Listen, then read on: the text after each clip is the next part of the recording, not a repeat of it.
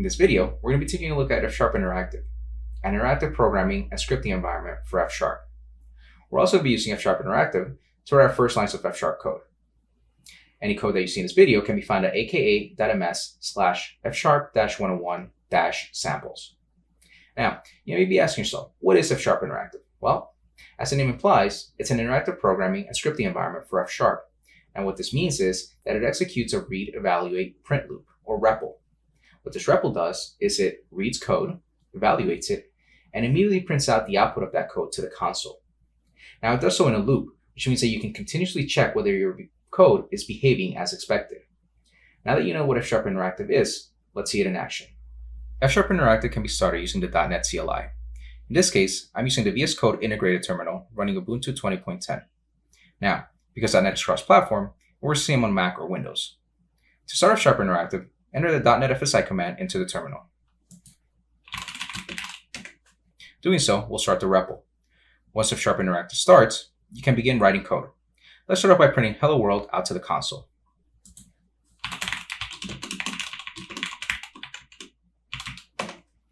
Now this code uses a printfn function which takes a string, in this case Hello World, and prints it out to the console. In F# Interactive, you signify the end of an expression by using 2 semicolons.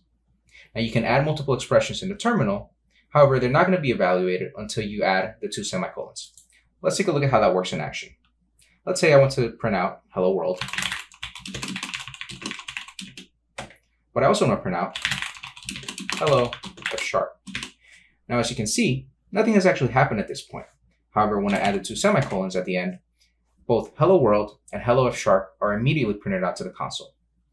And once you're done using the REPL and F# Interactive, you can simply exit it by doing pound or number sign, followed by Q, and the 2 semicolons. And that's all there is to it. Evaluating your code and getting immediate feedback is incredibly useful as you build out your applications because you're able to tell right away whether your code is behaving the way that you would expect it to. However, typing code out into the terminal isn't exactly the easiest way that you can create code that's easy to share, reproduce, and keep different versions of. You also don't get the benefits of a text editor or an IDE, such as syntax highlighting and IntelliSense. That's where scripts come in. Let's take a look at what those look like in F#. F# Interactive script files use the FSX file extension. Let's take a look at what our previous example of printing strings out to the console looks like inside of a script file. Now in this case, I call my script helloworld.fsx. In my script, I'm printing out the strings hello world and hello F#. Note that with script files, you don't have to include the semicolons at the end of your expressions.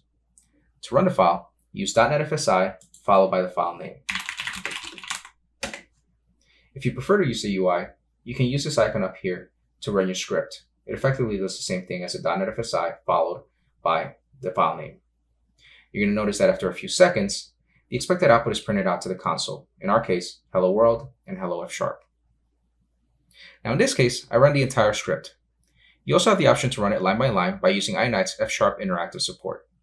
To do so, place your cursor on the line that you want to run and press Alt-Enter. Now what this is going to do is it will open an F# Interactive REPL and evaluate the line of code. You're going to see that once the REPL starts, it sends the line of code that you want to evaluate, and it evaluates it for you, just like if you were using the terminal directly.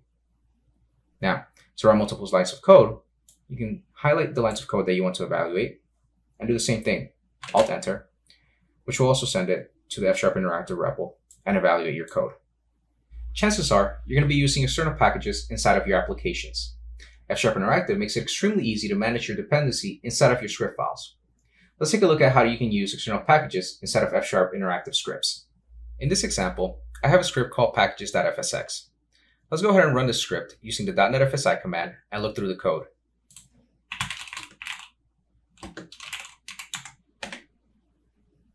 To reference packages, use the $R or number sign $R followed by a string. When working with packages stored locally, this will be the path to your DLL. You also have the option of using NuGet packages. If you're not familiar with NuGet, NuGet is a package manager for .NET. When using NuGet packages, you need to add the prefix NuGet, followed by the package name, followed by the version. The version is optional, and if left out, the latest version is used. When you run this line, your package is downloaded and made available for use inside the script. In this example, I'm using the package F# data to download the HTML from the F# documentation site. Then, I'm printing that using a feature known as an interpolated string, which enables you to embed F# expressions in your strings.